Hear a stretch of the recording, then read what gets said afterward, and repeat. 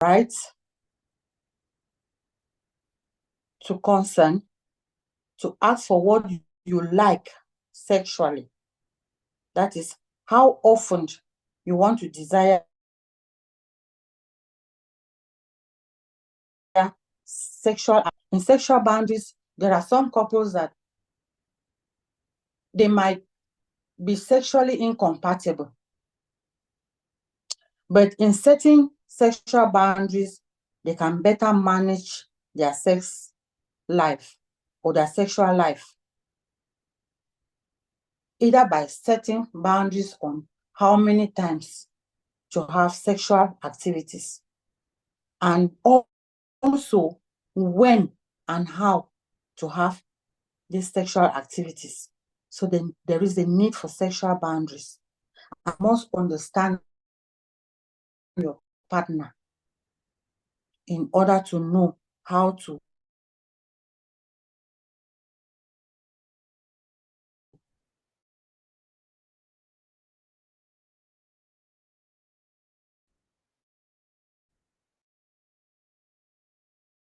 set these boundaries.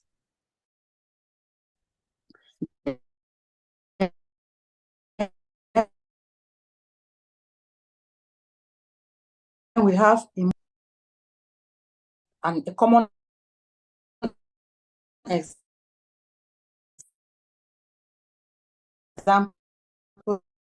could be, or strangers.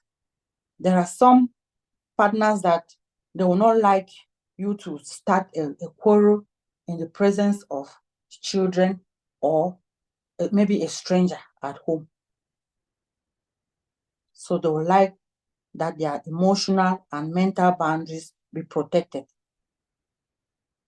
Then we have spiritual or religious boundaries. These spiritual or religious boundaries, they protect your right to your beliefs and worship. So what you believe in and what you worship, the spiritual and religious boundaries, they give you that right to worship the way you want, where you want, and how you want to go about it. Then we have financial and material boundaries. This, they will protect your financial resources and possessions. For example, they protect your right to manage your money the way you choose to.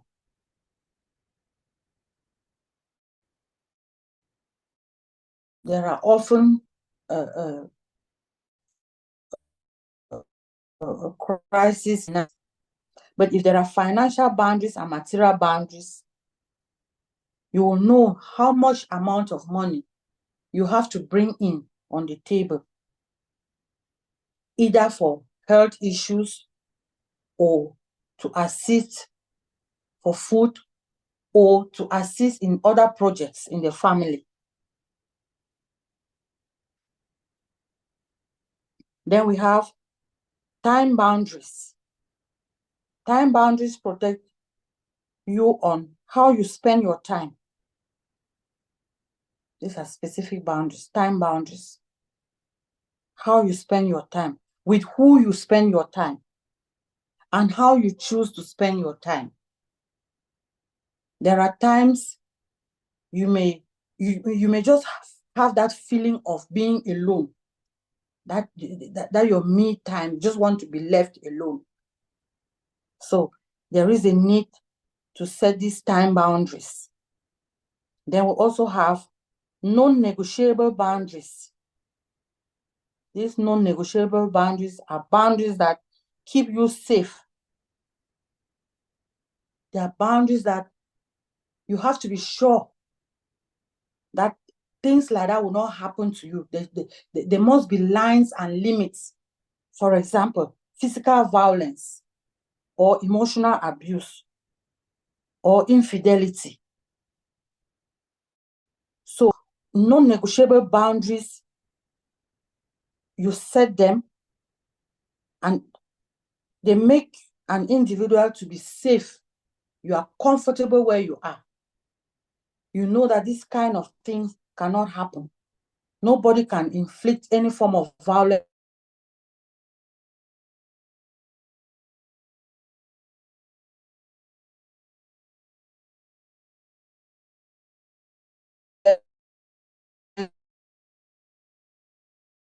on you. They will not stand it. They go in for divorce. Those are some of the specific boundaries that we can also guide our clients or counselors when we are working with them as counselors. Then the next thing we will look at will be how to set healthy boundaries in a marriage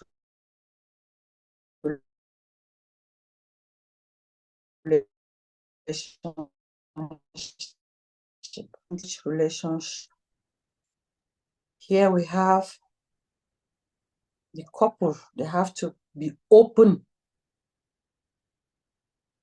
honest, and create a dialogue. That is, they have to initiate a conversation with their spouse on the issue of setting boundaries. Because boundary setting is not something you just sit in your house, or maybe because something happens to you, then you just get up and you say, this thing, I don't want this thing to happen again. That is not a boundary. We call that warnings. You are warning somebody. So to set healthy boundaries, you have to be open. You have to be honest. And then you initiate the conversation.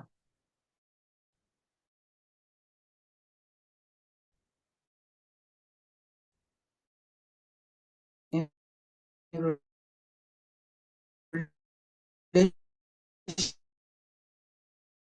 and that's set today. Then we also have, you have to define your boundaries. Before you initiate boundary settings, you must have, first of all, identify your boundaries.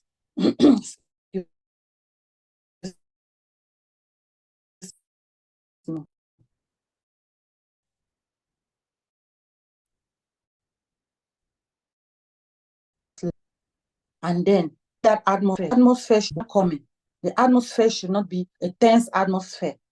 And then you present your boundaries after you must have identified them.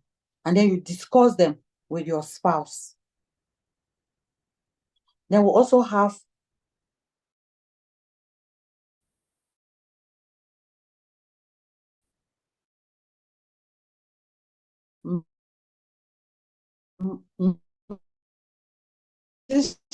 that is, in this, before you set boundaries, you sit down and discuss them. You see that these boundaries don't affect the other partner. There should be mutual concern.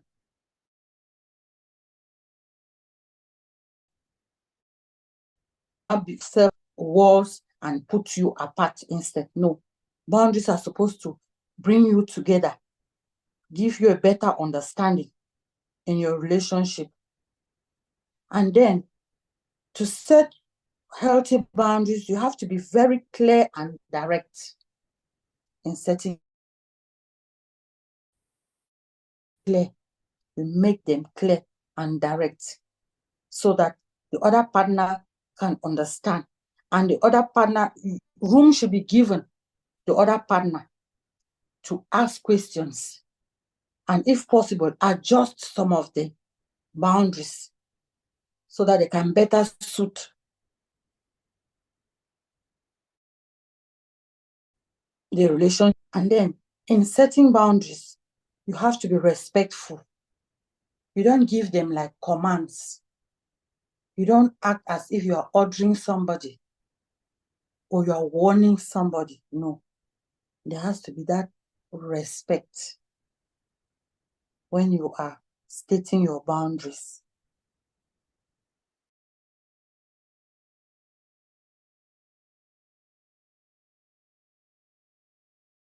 And then, let me give a common example here. If somebody barges into your room unnoticed, maybe you are the type that you grew up where you always have your privacy. People don't just barge into you. And then you are now in a relationship, and maybe you are bathing or you are dressing, and somebody just your partner just barges into you. You will not just tell the person, "Oh, I don't like the way you just bash into the room." No, you just have to tell him, look for a language that, please, maybe as you came into the room like that, I was overwhelmed. I felt embarrassed. Next time, I would like you to signal. So the language also contributes in setting boundaries. Okay. That's how we set our healthy boundaries. And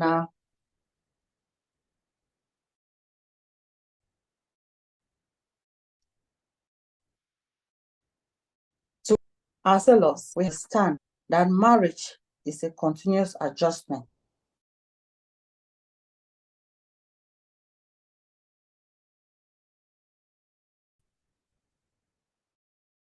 of marriage. We also reflect on ourselves, who we really are.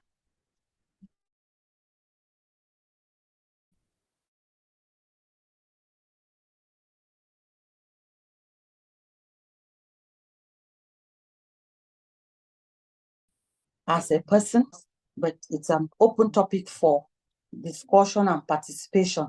Most of us who are here, we are already in relationship, and it is only through this school of marriage counseling that I even learned that I had to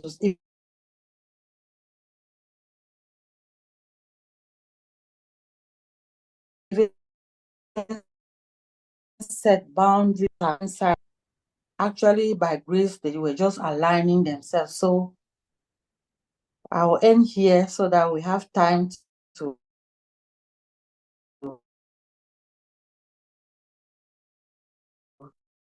brainstorm. Thank you for listening.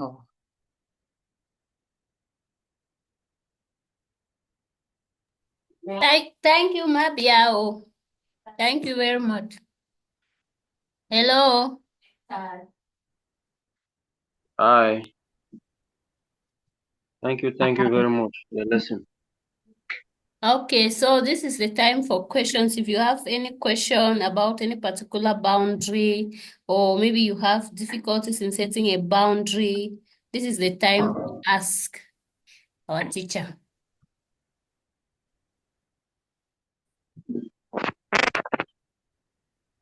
Well, for me, it's not even like a form of a question. It's just a remark. Yeah. Because, to be honest, I'm guilty of many things. Seems as if she was talking with me. Because, well, it's been something like a one-way show that the directions are coming from one side without negotiation or dialogue with the other person. I think we've learned a lot today, and one of them is that some of those boundaries, before setting a boundary, should be something of should be an open dialogue. Should not be a one-way thing. Yeah. Yeah. I really appreciate it. Thank you very much. Wow. Thank you also. Thank you, sir. Thank you for that contribution. Mommy Rosine, did you hear something? Where? Sorry, our French student.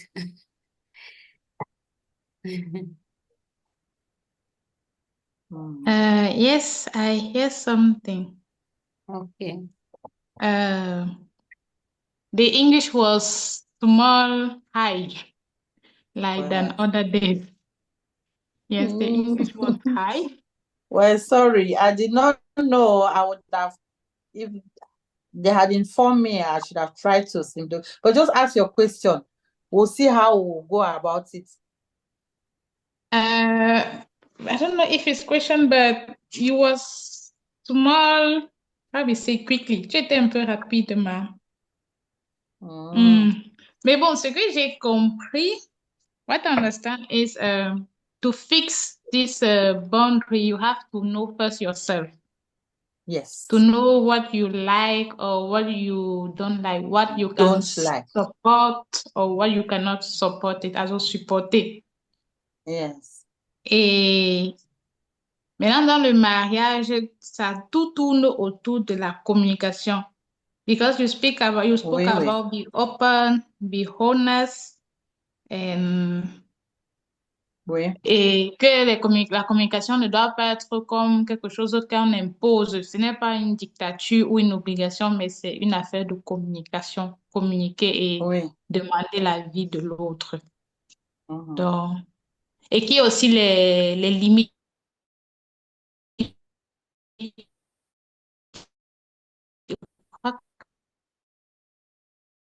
Bonnes comme les négociables. Et ces limites-là, je dois connaître. Exemple, si je suis capable de supporter l'infidélité ou pas. Ou les violences physiques ou émotionnelles. Voilà, c'est un peu ça. Oui. Voilà. Tu as eu ça. Et ça, donc, c'est un peu ça que j'ai noté. Et vraiment, merci beaucoup. Je vais encore écouter avec le recording parce que c'était un peu rapide, mais j'ai capté beaucoup. Thank you very much.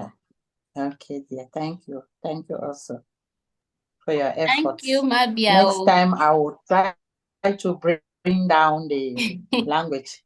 Yeah, yes, Uncle Lady. I forgot to tell you that we have a French student in class anyways, but the class was good. Thank you for renewing my mind. Thank you very much. The class was good. The class was good. At times you think you know something when they start teaching before you know that I thought I knew this thing. But you discover that you did not even know. So thank you very much. I'm grateful. I'm really, really grateful. Mr. Gerard, the way you are smiling over there shows that this class was for you.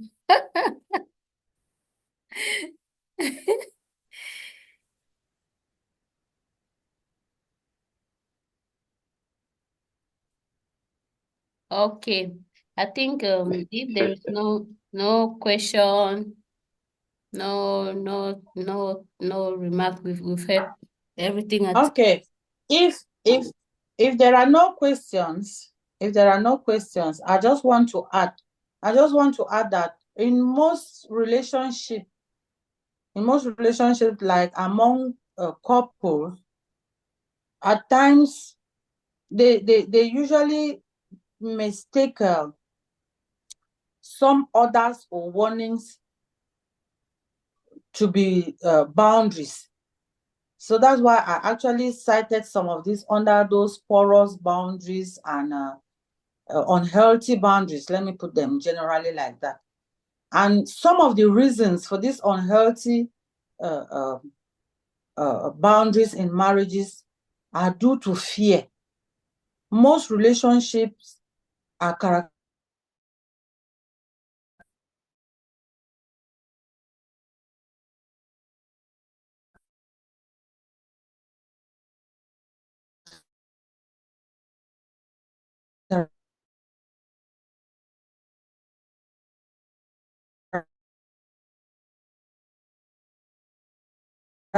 by low esteem. They are at times afraid of the unknown. So in this issue of setting boundaries, most people just leave, and at times some of the boundaries come like let me say orders, and they are they are just from one direction.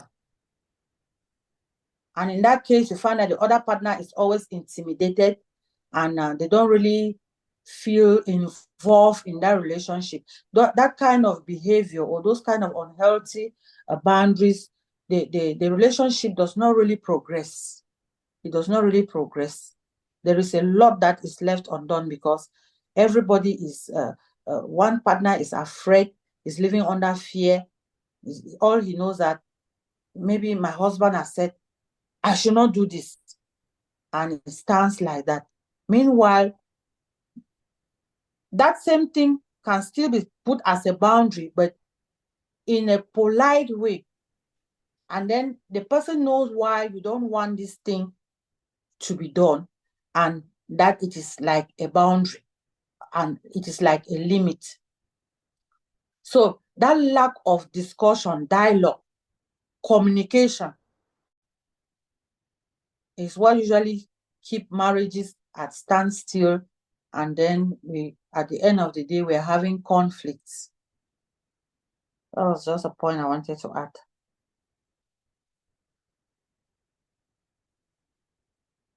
Okay, Mabia, thank you.